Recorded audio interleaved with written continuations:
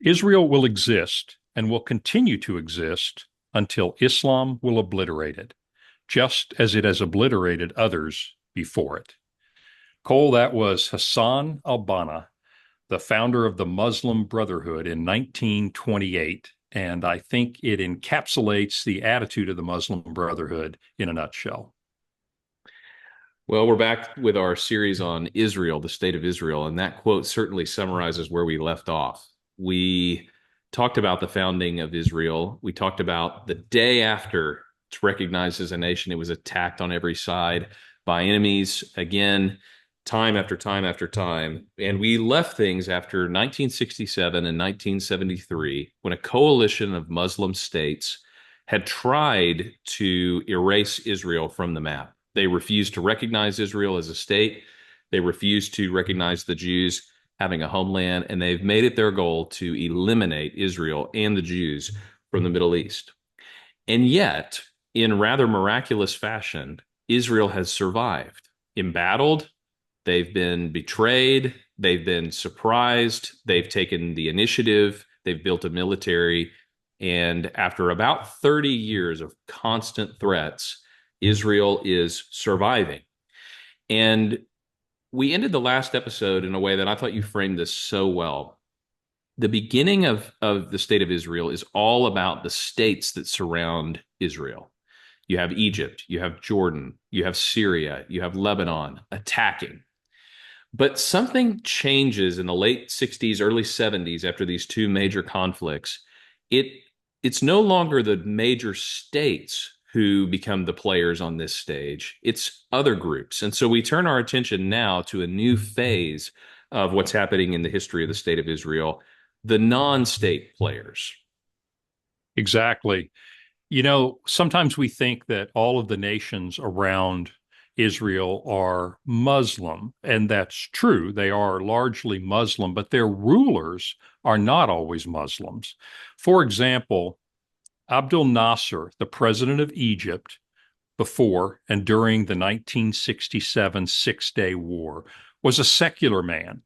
And he had a vision of what is called a pan-Arab coalition. What he meant is let's get all the nations around Israel together on the basis of their shared Arab culture, more so than their shared Muslim religion. Because as you know, there are some divisions in the Muslim religion.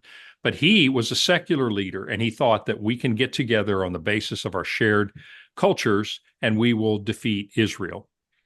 He was unsuccessful. As we talked last time, the Six-Day War was a debacle for the Arab nations. They'd been humiliated in 1948 when they failed to destroy Israel the day after it declared itself a nation. They'd been humiliated again in the Six-Day War. This failure of the states and the governments around in a secular way to deal with Israel gave rise to Islamic radical groups who felt that, like Hassan al-Banna, that only with the help of Allah, only Islamic rule would be effective in destroying their enemies. Hassan al-Banna, if you could tell from that quote, understood the jihad against Israel wasn't a national jihad. It wasn't a secular jihad. It was a religious jihad. And his organization, the Muslim Brotherhood, caused as much trouble for the secular rulers like Saudi Arabia and Jordan and Egypt, almost as much trouble as it did for Israel. So they saw anyone who wasn't fervently devoted to Islam and the spread and conquest of Islam as someone who was a traitor to Islam. The Muslim Brotherhood grew throughout the Arab world and became not only a prominent terrorist organization in its own right, but it ended up giving birth to many more terrorist organizations. You know, in this episode, one of the things we're trying to do is put all the pieces in place to understand the modern Middle East. What's happening with Israel now? Who are the major players? Why are they organized the way they are? And in turn, that will help us understand a little bit of the foreign policy that we see at play in the Middle East as well. One of the points you just made is really important to understand what's happened in the last 10 years in the Middle East. which is you can group the Middle East in different ways. And we tend to think of two terms that are kind of interchangeable, but they're really not. And that would be Muslim and Arab. Right. Islam, more so than Christianity, does have a cultural component to it. So you can be religiously Islamic, you could be a Muslim, but if you live in a Muslim society, there's a component that extends beyond your personal belief into the way that your society is organized through things like Sharia Right. law, the way that it's ruled. So you can be a Muslim in the same way that you can be kind of a cultural Christian. Right. But everybody we're talking about is Arab. So everybody surrounding Israel is Arab, with one major exception that we're going to talk about today, who would see themselves as ethnically different than the Arabs.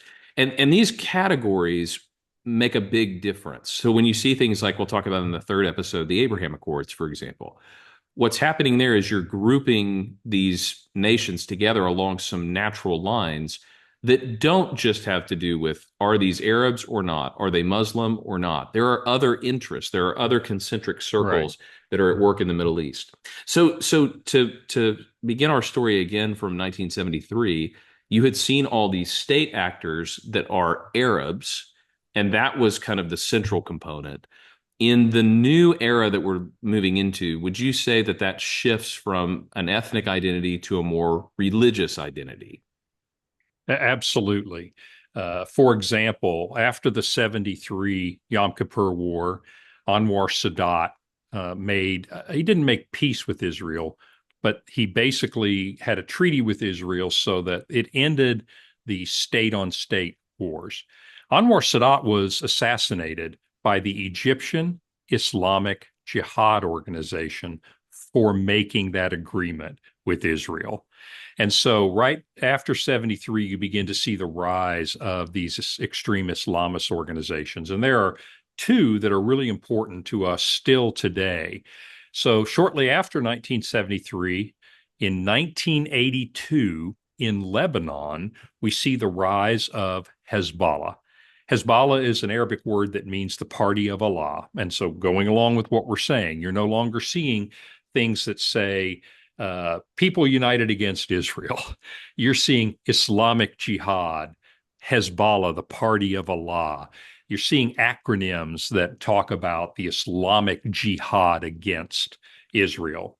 Hezbollah is a Shiite Muslim organization, and I think at some point we'll talk a little bit about the difference in the Shiite and Sunni Muslims.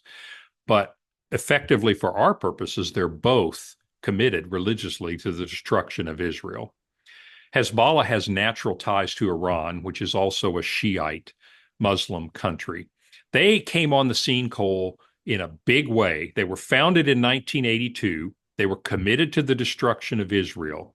And in 1983, they got on the world stage. The very next year, they bombed the U.S. Embassy and the Marine barracks during the Reagan administration and killed a number of U.S. personnel in 1983. And that's when Hezbollah came onto the world stage as an effective group of fighters who were housed in Lebanon.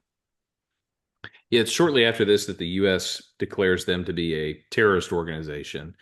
And it's hard to think now, this far back in living memory, but it didn't always used to be radical terrorist groups fighting for control of nations in the Middle East. Right. Certainly, you have wars in the Middle East, but this what happens in the early 1980s is a bit of a new era. And one of the reasons for that is the shakeup that's going on with Iran at the time. And in doing the research for this series, one of the things that's kind of surprised me is the map and the nature of the modern Middle East is not very old. You could say that most of it is within the last 100 years, following on the Ottoman Empire and the Turks relinquishing their control after World War I. You could say that a lot of it has to do with the uprisings that happened in the 70s, 80s, and then in the 2010s, and that shaped the modern map. But the paradox is the people groups are old, and the national boundaries and governing coalitions and current configuration of rulers is very new. And so at once you have the most ancient struggle in the world among these people groups, and you have all these new things happening in the Middle East. And it's hard. You almost need a chart to remember how all these people are connected to each other and what their lineage is.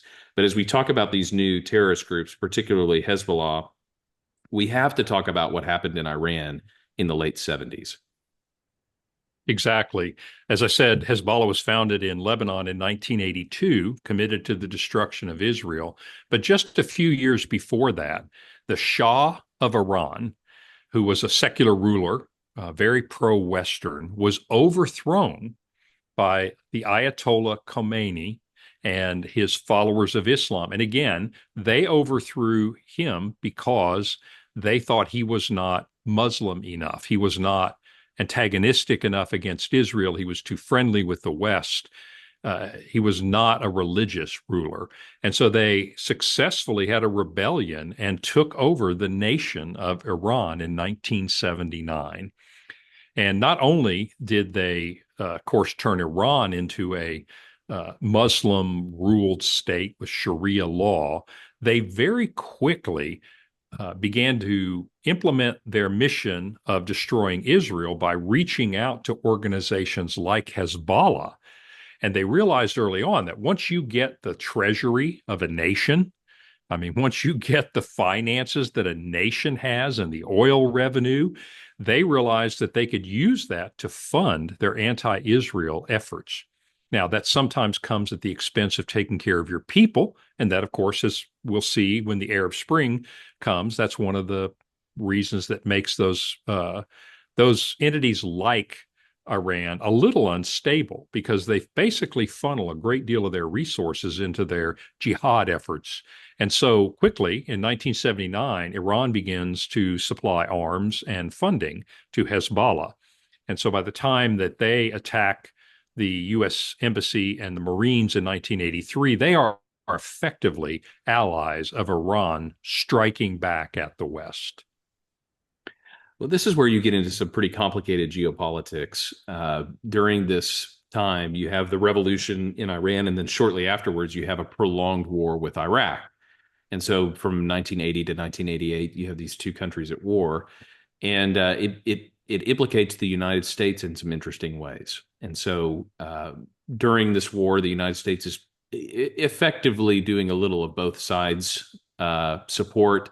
It comes out as a major shock that the U.S. has been supporting certain groups in Iran, selling things, taking the money, sending it to the Contras, and this becomes a huge problem for the Reagan administration. You have hostages taken at this time. I mean, this is when the modern Middle East really erupts into the American consciousness. Right. But it's also where some divides and some coalitions start to be made that will shape the world that we know of today. That's exactly right, Cole. The U.S. becomes an enemy, of course, of Iran. During the revolution, they took hostages. You may remember that at the end of the term of Jimmy Carter, and then they were freed at the beginning of the term of Ronald Reagan. But U.S. becomes very much against Iran. Of course, Iran funding Hezbollah, blowing up and killing American citizens. You can see where that became obviously antagonistic. At the same time, in neighboring Iraq, you have Saddam Hussein. Saddam Hussein is a secular leader. Now, he would say he was a Muslim, but effectively, he's a secular leader. And he has a Shiite majority in his country, but he's a Sunni Muslim and he's ruling them. So the point I'm making is there are two reasons that Iran would turn into conflict with Iraq, its neighbor. One is their ruler was secular and was cozying up to the West for funding and other things like that. But secondly, he was a different kind of Muslim, and Iran had a lot of sympathetic Shiite Muslims inside Iraq. And so Saddam Hussein started that 9-year war with Iran, but I think he did that knowing that the conflict was inevitable. You shared a really great book with me called The Achilles Trap, and it traces the history of the United States and its relationship with Saddam Hussein during this time. And maybe share a little bit from that, because the U.S. was working very much behind the scenes at this time, trying to get a handle on what's going on in the Middle East. Yeah, this book by Steve Cole came out earlier this year. He's an award-winning journalist and has covered the Middle East for a long time. In fact, he won a Pulitzer Prize for a book called Ghost Wars, which is about U.S. intervention and policy in the Middle East after September 11th. And in this book, it's effectively a biography of Saddam Hussein. It's fascinating the way that he's able to work with sources who knew Saddam Hussein, who were involved in the Iraqi government at this point.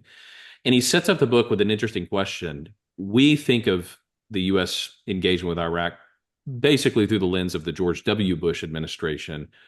Right. Why did Saddam Hussein let the world believe that he had weapons of mass destruction when he didn't have weapons of mass destruction, as it turns out? Lots of questions about why the Bush administration went to war. But he wants to actually take this question and move it back a generation to George H.W. Bush. What started the conflict in the first place? Because during the Iran and Iraq war, the U.S. was mostly trying to engage with Iraq on friendly terms. So they send a delegation, they open up relations, they're trying to work with Saddam Hussein.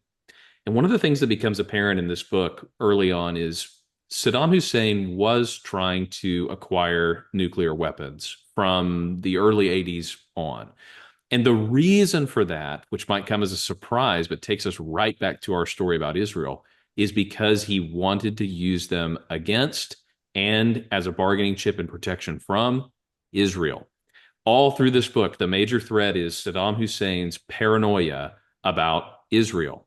He hates Israel. He's afraid of Israel. He wants to build a coalition against Israel. He wants to get rid of Israel. And because of that, he starts building a program, an underground program for nuclear weapons.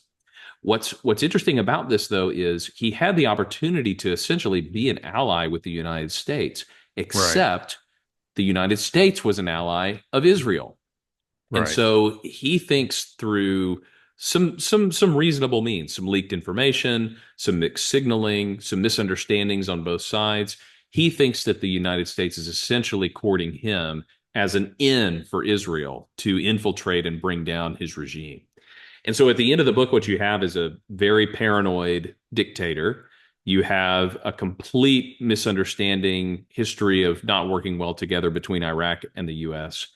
And as the Iraq war carries on, you have the U.S. Army going in and taking over. You have Saddam Hussein, who's killed before a tribunal of his own people, and you have a giant power vacuum in the Middle East. Right. So I don't think Steve Cole is somebody who's necessarily taking a side. He's really not one of those historians that's trying to draw a ton of conclusions. He's much more of a journalist.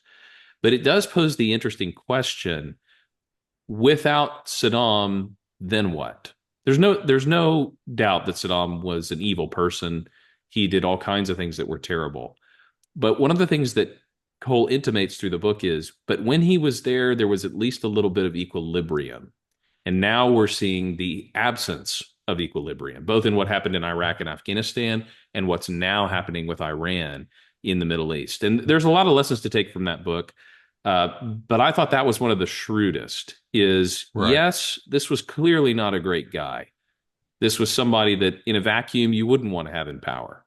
But while he was in power, there was an interesting equilibrium in place between different groups of Muslims, between different powers. You had different poles of power in the Middle East. And once he was gone, you saw that there was nothing really left to hold back some of these radical Islamic groups.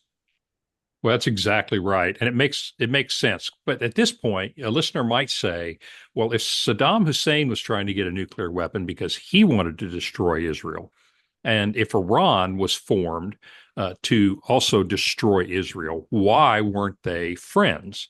And the answer is that the Islamic organizations are very totalizing in the sense that Iran is not accepting of secular leadership. They are just as much an enemy, maybe not just as much, but they're an enemy of those secular groups. For example, the Saudi family is considered secular by Iran. Saddam Hussein was considered secular. Now, Israel is the great Satan, of course. They're really bad. But the Iranians and the Islamic Jihad see all the world becoming Islamic, not just Arab, as you pointed out. And so even though they both hated Israel, Iran was an implacable enemy of all of those nations that are secular. That's a point to remember when we get in the next episode to the Abraham Accords. But at this point, you realize that Cole is right, is that as bad as Saddam Hussein was, he was at least a check on the Ayatollah in Iran. And once he was deposed, without a strong secular government, it was inevitable that the Islamists in Iran would take advantage of that. And that is indeed what happened. And we see that we're now reaping the fruit of that 20 years after having overthrown Saddam Hussein. And so Iran is always going to represent, Iran is fundamentally an Islamic terrorist organization that happens to run a nation. Hezbollah is one of the people that they can now afford to support since they're a nation and they have access to revenue. Hezbollah is a Islamic terrorist organization of itself. But you made a good point when we were discussing things, Cole. These Islamic terrorist organizations, anywhere you have a weak government, they tend to take control.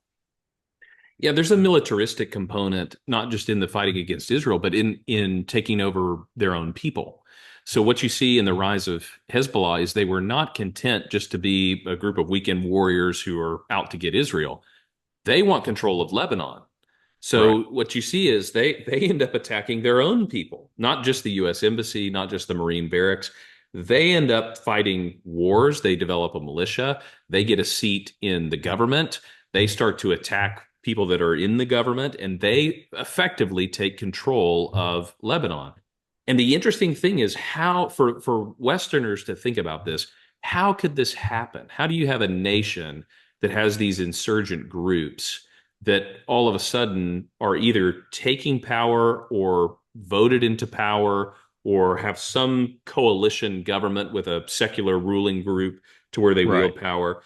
And the answer, it does rely on what was happening in Iran at the time. That's not the only Mm-hmm. factor, but you've got to understand that you have this mega engine of cash, resources, training, arms deals now anchored in the Middle East that is willing to work with insurgent groups and terrorist groups in other countries if they can find a similar agenda.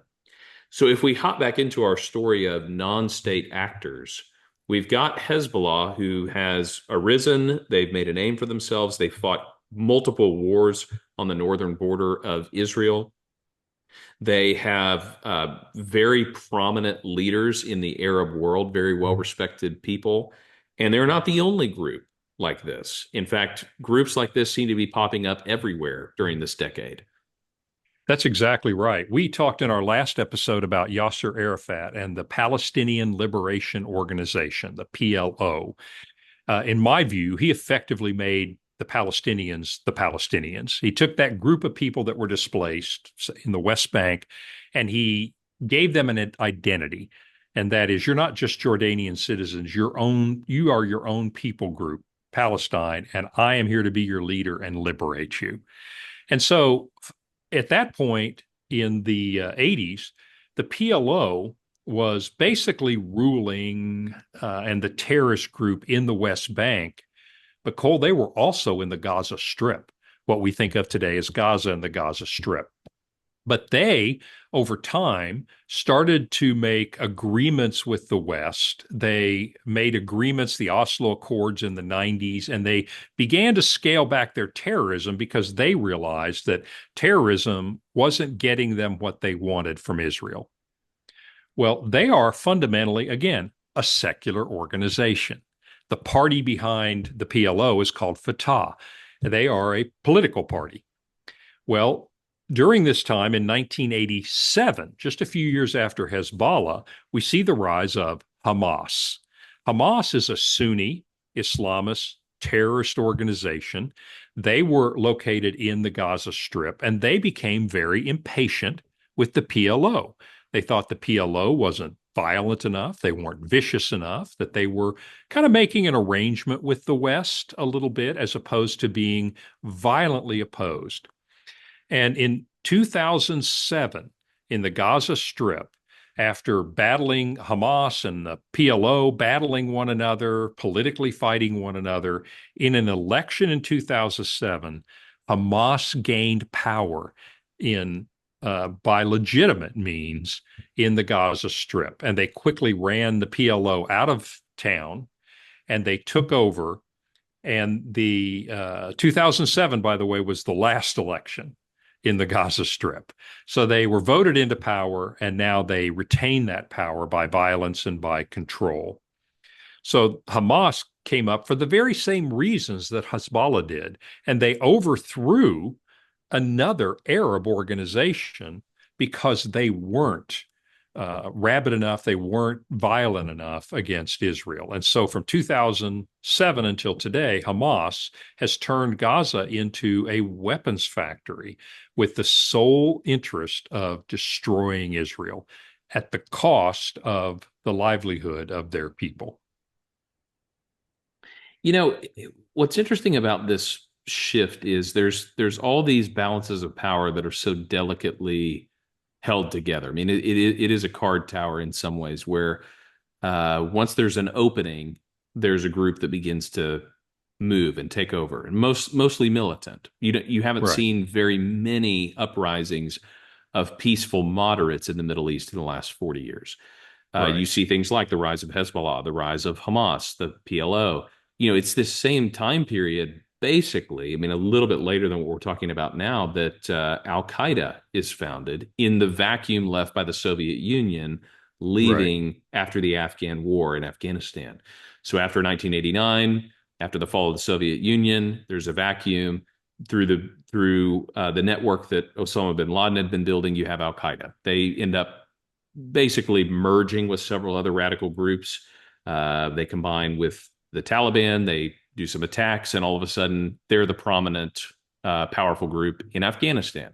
So right. what you have is every time there's a vacuum in the Middle East, you're going to see some of these groups rise up. Usually, they'd been there before. They're networked well, they're funded well, but they're waiting for an opening to take bigger political power. In fact, this is exactly what you see with ISIS. Once there was a vacuum in Iraq and Afghanistan, in the Levant, you see this group who is a branch off of Al Qaeda take power and really control the country for a while. Right. But this is always there in the Middle East. These radical groups in this period of history are there. And so the question is not whether there will be radicalization. It's just who will keep them in check, who will keep Right. them from taking over, and what kind of government does it take to both lead the people and at the same time squash any kind of major militant uprising. And so you might say that the dynamic for Israel, the foreign policy objectives of Israel, is not just to stay alive, but it's in their best interest to secure and support, in some ways, other strong governments who keep these terrorist organizations off their doorstep. That's a really good observation, Cole. In Egypt, the Egyptian government violently put down the Muslim Brotherhood. In Jordan, the Jordanian king violently put down the PLO when they tried to overthrow them. And you see this play out over and over. A strong secular government is the best thing, honestly, for Israel's existence. In the United States, we have a lot of fear, and perhaps rightfully so. But putting it in perspective, our fear of Antifa riots or right-wing riots or violence are real, but our institutions are strong enough that no one's going to overthrow this country with that kind of a riot. That's not true in the Middle East. The institutions are not strong enough. So you raise a really good point that kind of sets up our next discussion. Israel has an interest, even though Jordan and Egypt would probably applaud if something bad happened to Israel. They, as secular rulers, have at least a common ground interest with Israel that those violent Islamist organizations are a threat to them both. And that opens the door for at least a common interest between Israel and Saudi Arabia and Egypt and Jordan against ISIS and Al Qaeda and Hezbollah and Hamas and Iran. Where we'll pick up in the next episode is interesting because you see all this come together in the last decade. You Right. see, not only is Israel still embattled, not only are there insurgent militant groups, but the balance of power changes again in the Middle East, Mm-hmm. starting with something called the Arab Spring. And we'll cover that next time, and we'll talk about how these groups start to maneuver, how they start to make coalitions, how they start to turn on one another, and what all of this means for Israel. So next week, we pick up our story again in the state of Israel with the modern era of the state of Israel against its enemies.